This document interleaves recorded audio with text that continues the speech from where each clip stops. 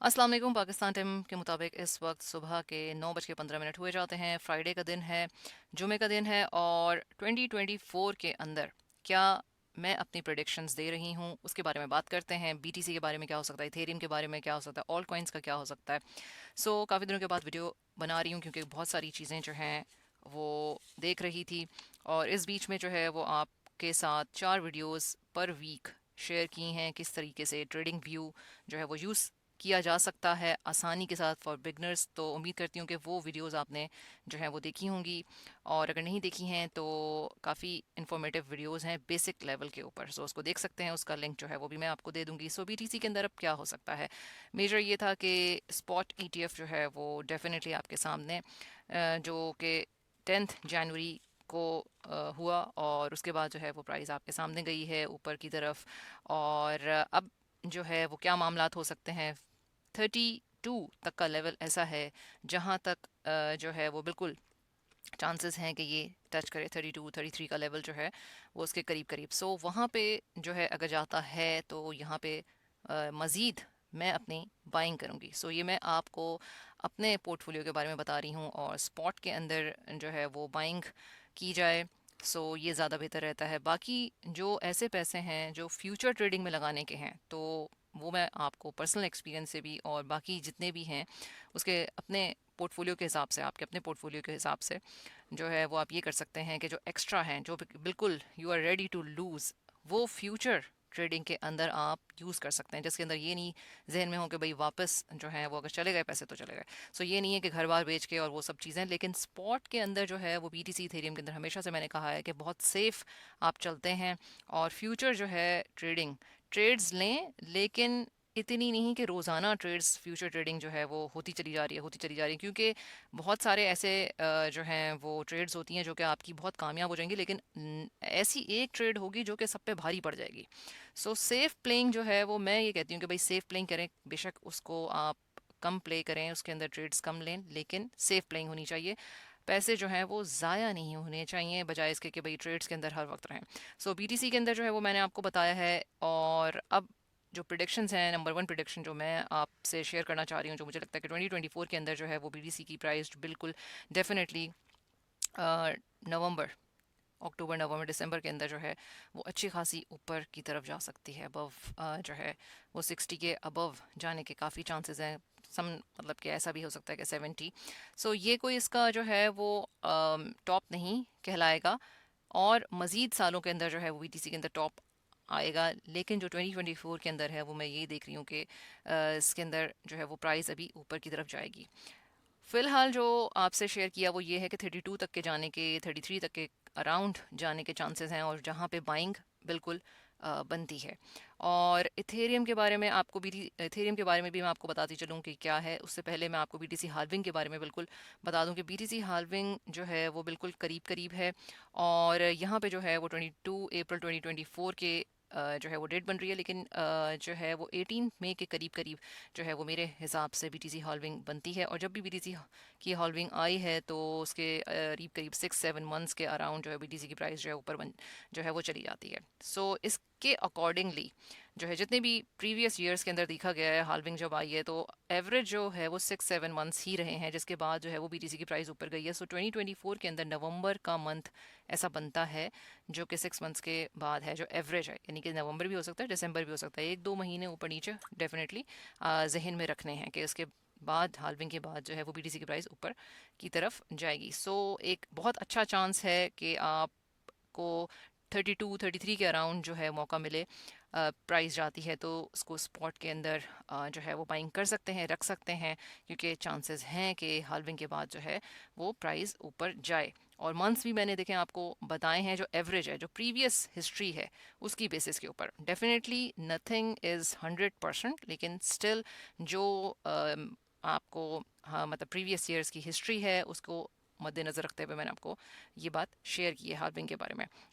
ये एक प्रोडिक्शन। दूसरी इथेरियम के बारे में जो है वो ये है कि इथेरियम जो है वो उसके भी स्पॉट ईटीएफ अप्रूवल के चांसेस जो है वो हैं, और इसके ऊपर भी नज़र रखना है। बीटीसी और इथेरियम जो है वो दो ऐसे जो हैं आपके सामने, कह सकते हैं कि चीज़ें मतलब BTC और इथेरियम, जिसके अंदर आप जो है वो अपना सरमायाकारी कर सकते हैं। बाकी जो ऑल्ट कॉइन्स हैं वो आपके सामने ही है, अप एंड डाउन चल रहे होते हैं, लेकिन इनका मुकाबला अभी तक कोई नहीं तीसरा करने वाला आया। बेशक जो है वो सोलाना के बारे में, XRP के बारे में जो भी न्यूज़ आई, जो भी है वो एक टाइम बीइंग के लिए है, लेकिन इनको अभी रिप्लेस करने के लिए कोई नहीं है। और इथेरियम भी BTC को रिप्लेस नहीं कर सकता है। अभी तक ऐसी कोई दूर दूर तक चीज़ नहीं नज़र आ रही। हाँ, ये ज़रूर हो सकता है कि कुछ टाइम के लिए जो है वो आउट परफॉर्म करे इथेरियम BTC को, ये ज़रूर देखा गया है हिस्ट्री के अंदर।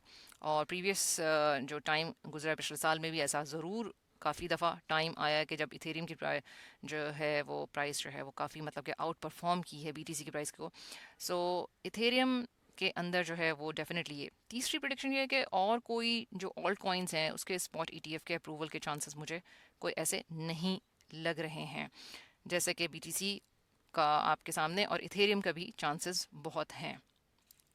तीसरी जो प्रिडिक्शन है वो ये है कि US के अंदर जो है वो इलेक्शंस बिल्कुल नवंबर के अंदर 2024 के अंदर जो है वो मामलात हैं। और जब प्रेसिडेंट डेफिनेटली चेंज होता है तो उसके ख्यालात होते हैं किसी चीज़ के बारे में, स्टॉक्स के बारे में और इसी तरीके से क्रिप्टो के बारे में भी।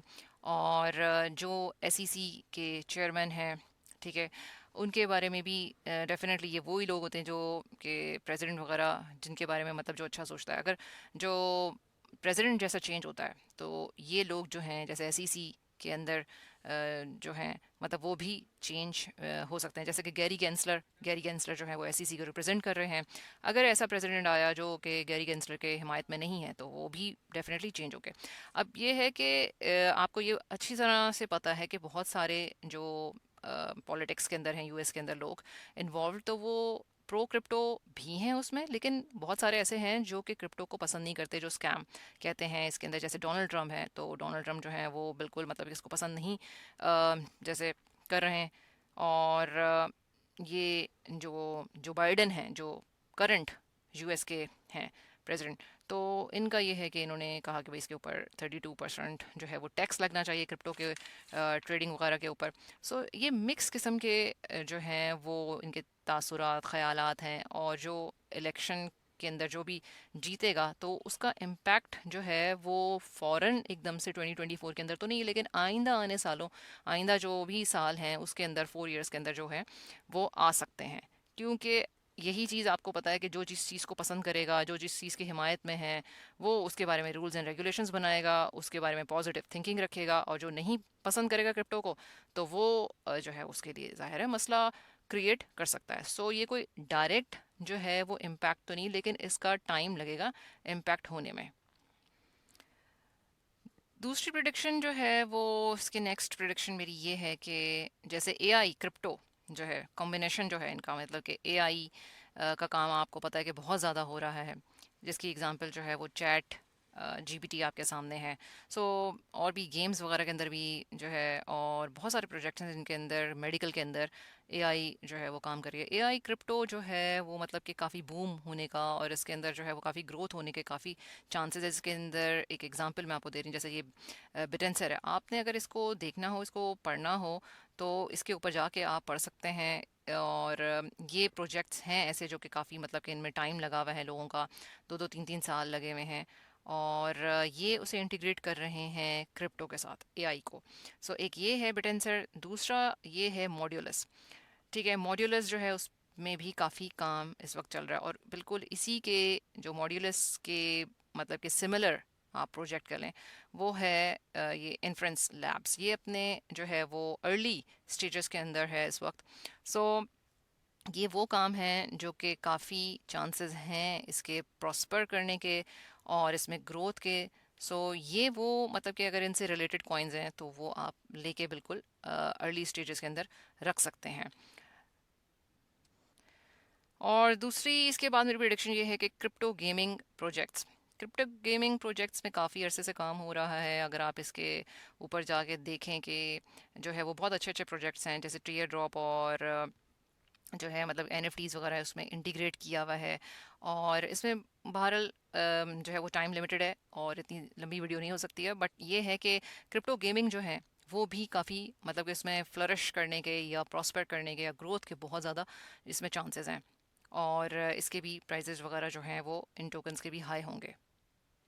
सो सातवीं जो प्रिडिक्शन है वो ये है कि बाइनेंस जो है, आपको पता है कि पिछले साल से 2023 से इसका ग्राफ जो है, ट्रेडिंग वॉल्यूम इसका कम होता चला जा रहा है, और अब जो करंट वॉल्यूम है वो अराउंड 39-38% जो है वो कॉइन गैको के हिसाब से इस वक्त चल रहा है, और ट्रेडिंग वॉल्यूम इसमें कम होता चला जा रहा है। जो भी सीजी के ऊपर एलिगेशंस थे, इल्ज़ामात थे, और फिर जो है वो यूएस से जो है इसको फोर्स किया गया है कि ये डेफिनेटली इसमें मतलब कि यूएस के अंदर नहीं काम करेगा, तो सीजी जो है वो अभी नहीं नज़र आ रहे हैं पिक्चर के ऊपर, ग्राउंड के ऊपर। और अब इसमें यह है कि अब 38-39% जो वॉल्यूम कम हुआ है, तो वो वॉल्यूम जो है वो कहाँ जाएगा। यानी वो लोग जो इसके ऊपर कर रहे थे ट्रेड, तो वो तो निकल गए हैं इसमें से। अब वो लोग जो हैं वो डेफिनेटली कोई और एक्सचेंज जो है वो उसके ऊपर वॉल्यूम मतलब कि उनका बढ़ेगा। तो वो कौन से जो है एक्सचेंज हो सकता है। कॉइन बेस जो है वो मेन एक्सचेंज जो यूएस के अंदर है, बाकी और भी बहुत सारे एक्सचेंजेस, बिटगेट जो है, और क्यू कॉइन, ओके एक्स जो है वो ऐसा एक्सचेंज है जो कि चाइनीज़ जो चाइना के अंदर जो है वो काफ़ी इसका मतलब कि इंक्रीज़ हो रहा है ट्रेडिंग वॉल्यूम। सो अब देखना ये है कि कहाँ पे जो वॉल्यूम बाइनेंस से निकला है वो कहाँ पे जाएगा लोगों का। क्योंकि लोग जो हैं वो ट्रेड्स तो करेंगे, ऐसा तो नहीं है कि जो इतने सारे लोग जो बाइनेंस के अंदर यूज़ कर रहे थे वो अब निकल गए हैं, तो वहाँ कहीं ना कहीं जाएंगे।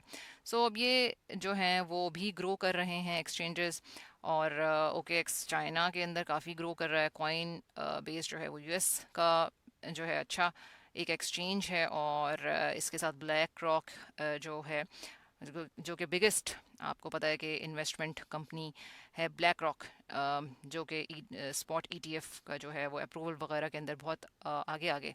सो इस वजह से जो है इसके चांसेस ग्रो करने के मेरे हिसाब से काफ़ी हैं।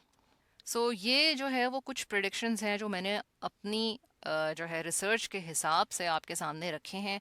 हो सकता है इनमें से सारे पूरे ना हों, लेकिन कुछ जो हैं वो मुझे लगता है कि बिल्कुल इसमें काफ़ी सारे चांसेस हैं। अपने हिसाब से जो रिसर्च मेरी थी उसको मद्देनज़र रखते हुए मैंने आपके साथ जो है वो शेयर की है, और डेफिनेटली आप अपनी भी रिसर्च कर सकते हैं इसके अंदर। और अगर कोई ऐसी और चीज़ है सो आप कमेंट्स में जो है वो बिल्कुल कमेंट कर सकते हैं और शेयर कर सकते हैं इस वीडियो को, ताकि जो है वो दूसरे भी इससे जो है वो फ़ायदा उठाएं। सो अगर आपको पसंद आई ये वीडियो तो like share subscribe and hit the bell icon button. Till then अल्लाह हाफिज़।